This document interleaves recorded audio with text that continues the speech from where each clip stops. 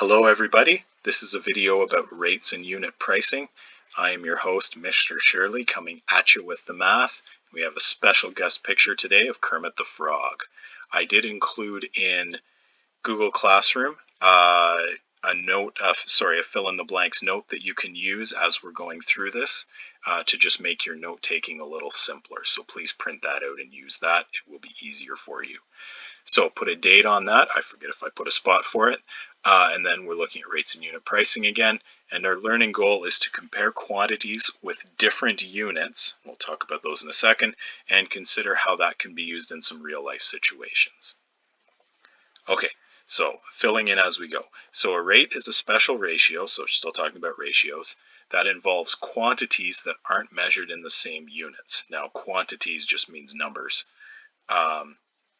But they're not measured in the same units, so such as miles and hours. And I know it's imperial or American with the miles, but so are a number of our worksheets, so there you go.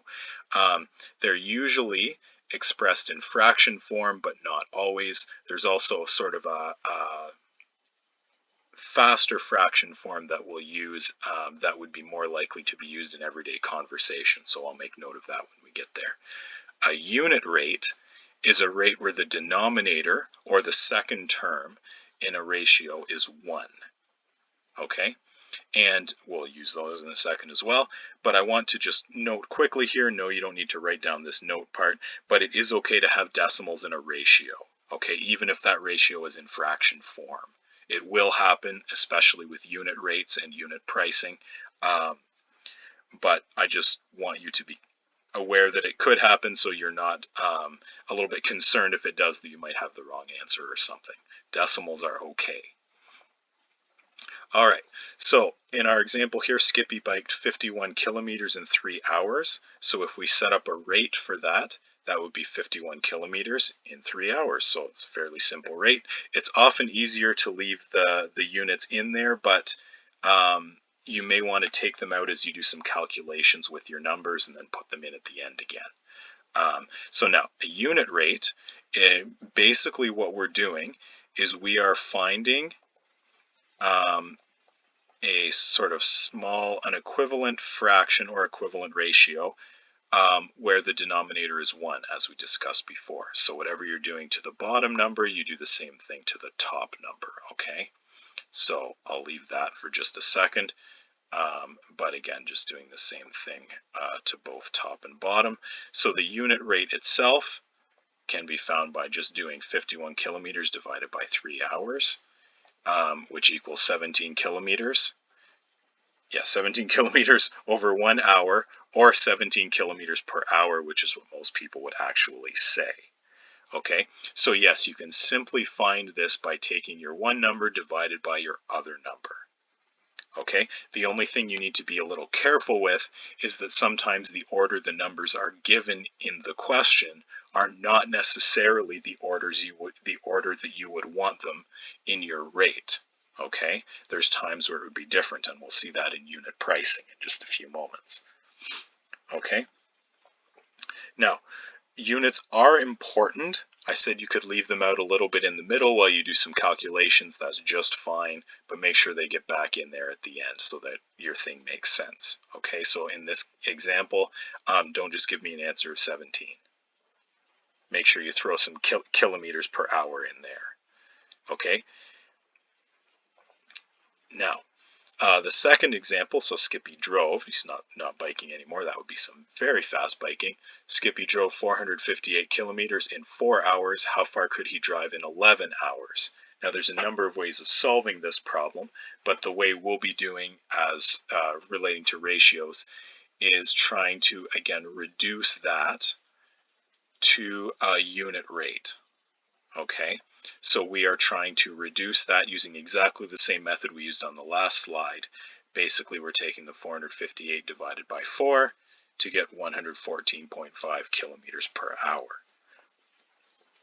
And again, just to quickly spell that out, since I sort of skipped a step this time. So if we have 458 over 4, again, we're trying to figure out what that would be as a ratio over 1, okay, and you're trying to figure out what that number is.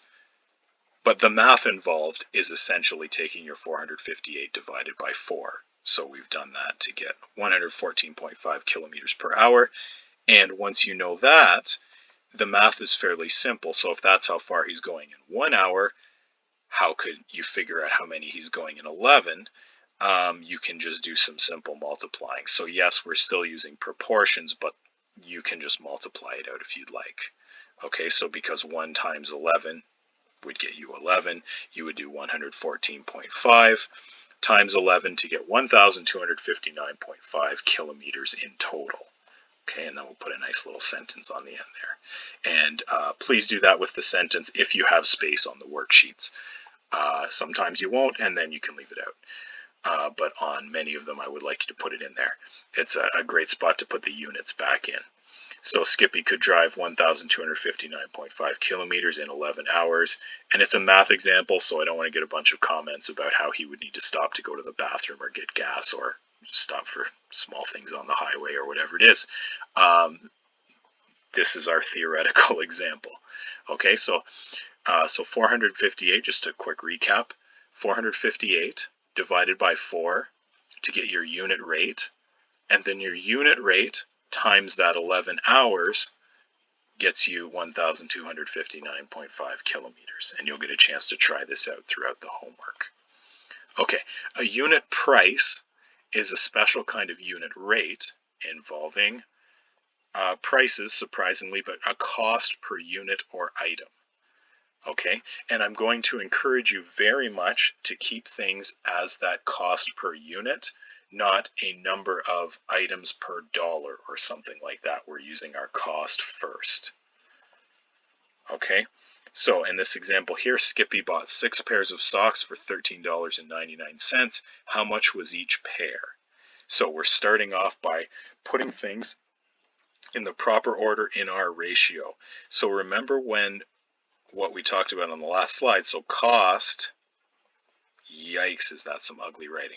Cost per item. And if you can read that, you have a thumbs up from me. I'm giving you a thumbs up right now. Cost per item.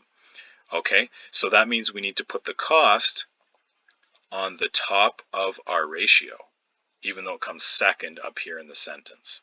Okay, so cost per item. So we're doing unit price, so that means we want that bottom number to be 1, or a cost per pair. Okay, so $2.33 per pair. Yes, I suppose you could go lower and do per sock because a pair implies 2 socks, but we're sticking with a pair right here. So $2.33 per pair. You will need to do some rounding with the unit prices to make sure you get dollars and cents amount. So just round it after 3 decimals, or 2 decimals, sorry. Now, on to one more example. So a case of 24 cans of pop is $10.49, while a smaller case of 12 is $5.99. Use your elite level mathematical skills to show which is the better deal.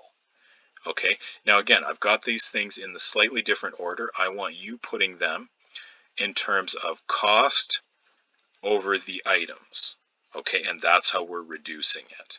Okay, yes, I know you could put it the other way, but it's then no longer a unit price anymore. Okay, so unit price means cost per item.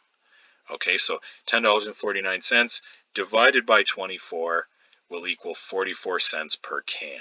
Okay, and if you have the cent symbol, yes, you can just write 44 cents if you like, but 0.44 is probably how this is coming up on your calculator anyways, so I'll stick with that. Remember, it's just simple division, top divided by bottom. We'll get you 0.44 cents. 0.44 dollars, 44 cents. Okay, and then you do the same thing with the second one, so $5.99 divided by 12 cans, and that equals 50 cents per can. Apparently I'm having trouble speaking a little bit with this video, which means this right here is the better deal because you're spending less per can. So hopefully that makes sense. Okay, and some of the questions in the homework will deal with something similar to this. Okay, so that's a D. Yes, it's a D. So best deal is right there because it is the lowest cost. But again, you need to be consistent with how you're creating them. So we're putting cost on top, the items on the bottom every time so that we're getting a dollar amount per item or per unit. Okay, so try out the homework. Let me know how that goes, and please bring any questions that you have to any of our meetings or send them to me by email, and I will be happy to answer those. Thank you for listening, and I hope you have a great day.